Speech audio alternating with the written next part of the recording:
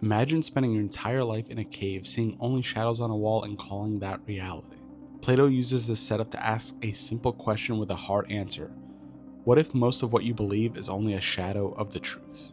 Plato presents the Allegory of the Cave in the Republic Book 7, written in the 4th century BCE. The speaker is Socrates, explaining to Glaucon how education should move the soul from ignorance to knowledge. The allegory sits inside a larger discussion about virtue, politics, and the form of the good, which for Plato is the ultimate source of truth. The allegory goes like this. A group of prisoners is chained from childhood in an underground cave.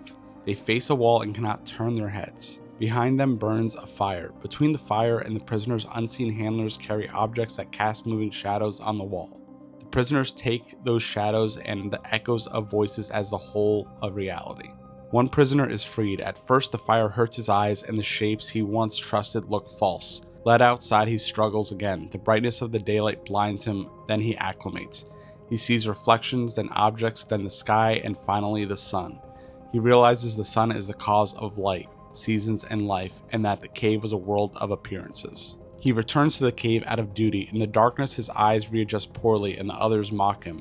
They dismiss his report of a wider world. If he tried to free them, they might resist or even kill him.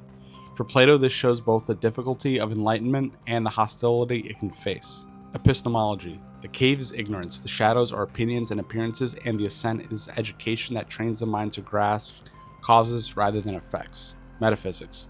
The sun stands for the form of the good, the highest principle that makes truth and intelligibility possible. Politics. Most societies reward comfort and conformity. A philosopher who has seen further should return to serve, even if the public prefers the familiar shadows. And education. Real learning is not information transfer, it is a painful reorientation of the whole person toward what is true. Modern readings often map the cave onto media bubbles, algorithmic feeds, ideology, and the corporate or state propaganda. Personal readings focus on habits and assumptions that limit perception. Plato's challenge remains the same. Ask what casts a shadow you trust. Seek the sources that light your world, and if you glimpse something truer, help others see it without forgetting how hard the first step can be. What is your interpretation of the cave allegory? Leave it in the comments below.